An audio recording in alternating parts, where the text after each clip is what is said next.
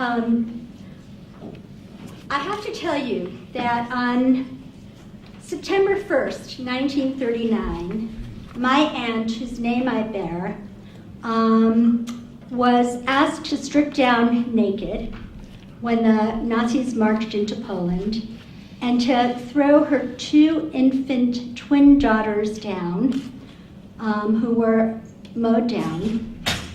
And she was asked to jump into a pit where she was mowed down, together with her entire community of Borscht of Poland.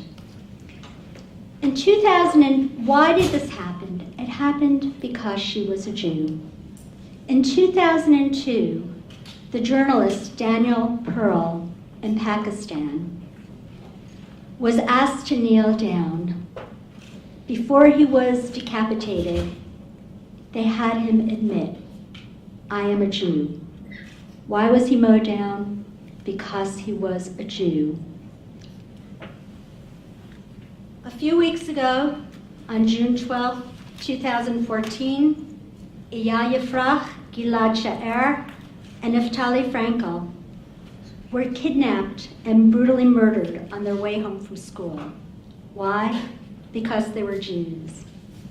Within the last several weeks, Hamas has launched more than 400 Qassam rocket missiles into Israel. Why? Because it is the Jewish state. In 2004, Natan Sharansky penned a seminal essay for the Jerusalem Council for Public Affairs, where he spoke of the old anti-Semitism versus the new anti-Semitism. The old anti-Semitism he defined against Jewish people and the Jewish religion. The new anti-Semitism is against the collective state of the Jews, Israel. Today, we see that the new anti-Semitism is alive and well and is metastasizing like a virulent cancer throughout college campuses and, of course, in our institutions of universal jurisdiction, such as the United Nations, that most of us spoke about today. In 2013, there were 21 separate resolutions condemning the state of Israel in the General Assembly, and 4, just 4, in the rest of the world, including North Korea, which is like one great big concentration camp, Syria, where there's been a massacre of 150,000 Muslims in their internecine civil war, and the Congo, in which thousands of people were killed in that year, and over a million in the last decade. In the midst of the Muslim and Arab world, which has been imploding all around the tiny little Jewish state, we have one teeny tiny stable democracy where human rights and the rule of law is paramount. It's the place where Arabs and Muslims are elected to the Knesset and are free to openly criticize the government, and where hospitals and waiting rooms are full of Muslims, Christians, and Jews, and where their hospitals on the northern border with Syria are treating hundreds of patients of the war wounded in the brutal internecine Syrian civil war.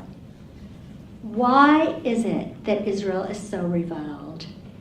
In what Ambassador Ron Dermer called a reversal of causality, which I've always called an Orwellian version of history, people will claim that Israel is reviled because of the occupation. That, my friends, is a grand deception that flies in the face of the facts. Ever since 1939, in the Pale Commission's report, there was a recommendation of 2 states living side by side, one Arab, one Jewish. Again, this happened on November 29, 1947, with the United Nations Partition Plan.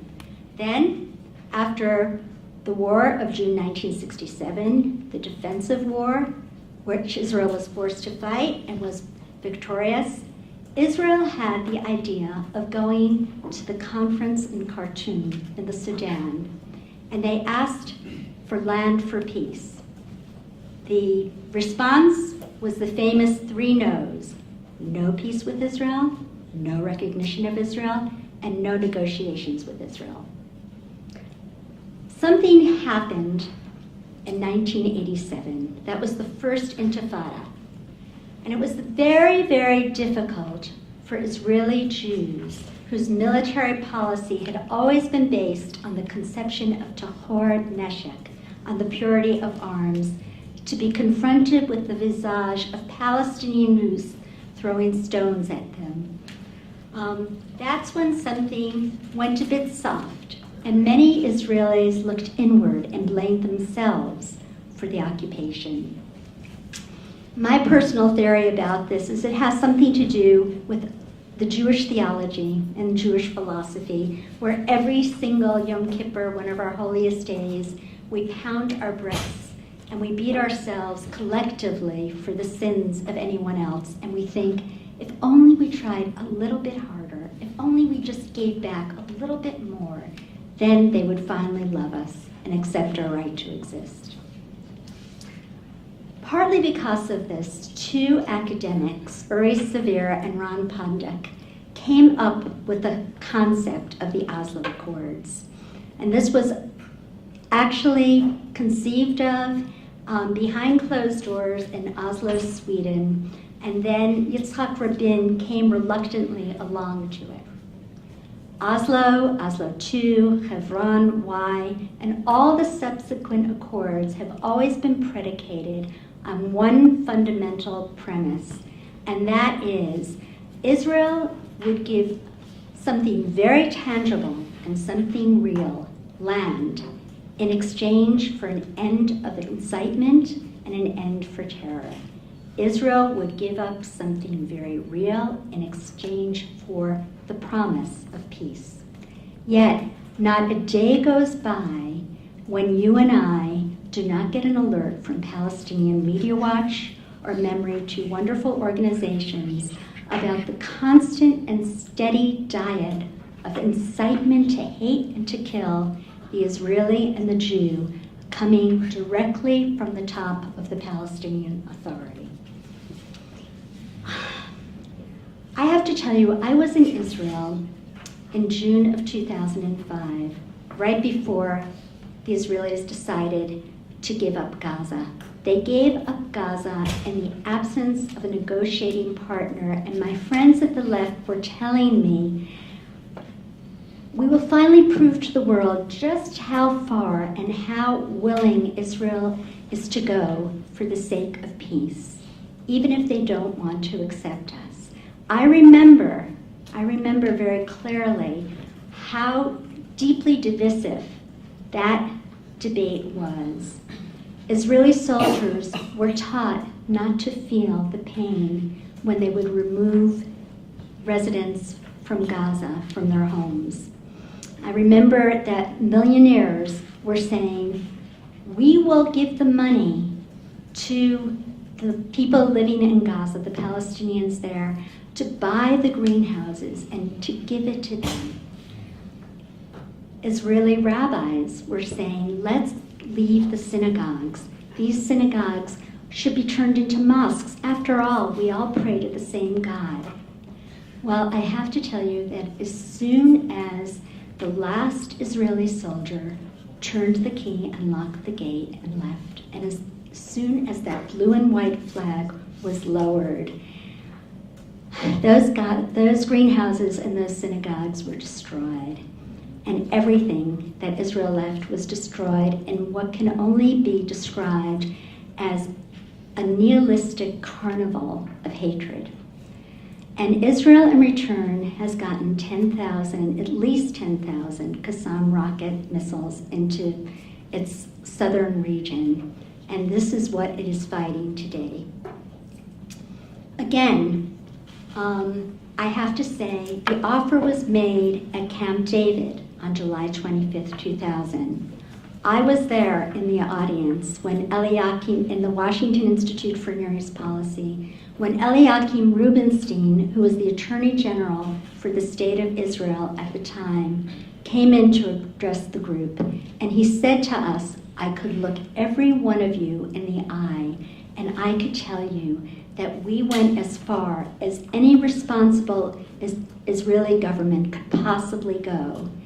We are offering them all of Gaza, because Israel still had Gaza, all of Judea and Samaria, or the West Bank, if you will, with a tiny little corridor around Jerusalem that they were going to keep. In exchange for that, they were going to give up some of the Negev, and shared sovereignty of Jerusalem, Israel and Jews' one holiest city, and a right of return of thousands and thousands of Palestinian refugees. And he was stunned, and he said, there are people who are crying on the way back to Ronald Reagan Airport today in their limousines because Arafat didn't say yes, and he didn't say no. He simply walked away from the table. And the response came a few months later in the form of the Second Intifada. Again, in 2008, Ehud Olmert went even further, and when he was negotiating with Abu Mazen, and he wanted to offer sovereignty of the Temple Mount to Abu Mazen. And then, of course, this past May, the peace talks broke down with Abu Mazen when he could not get out of his throat without the gag effect, a response of accepting Israel's right to live as a Jewish state. Part of the problem, I have to say, is that when Arafat walked away from the negotiating table and the bar was set so high, it would be very, very, very hard for any interlocutor who was representing the Palestinians to accept less. And after all these years and years of terrorism, it was very, very hard for any Israeli interlocutor to offer up quite as much. Now, telling the truth about Israel has gotten very, very, very difficult, and I'm going to try to hurry up because I know that you're all hungry. But as you can see, the simple reason is that the Arabs simply refuse to recognize the right of the Jewish people to come back to their historic homeland, irrespective of how generous the size, the shape, and the contours of the borders of Israel and the Palestine might be. Why is this? The same reason why my aunt was asked to strip down naked and mowed down by the Nazis. The same reason why Daniel Pearl was abducted and was beheaded in 2002. And the same reason why Naftali Ayal and Gilad were kidnapped and murdered on June 12th. And the same reason why more than 400 missiles have been lobbed into the Jewish state within the past several weeks. Because they are Jews. Telling the truth about Israel means telling the truth about anti-Semitism. A recent poll that was conducted by the ADL, which consisted of 53,100 interviews in 100 countries, said the strongest anti-Semitic attitudes of any population polled is in the Palestinian territories.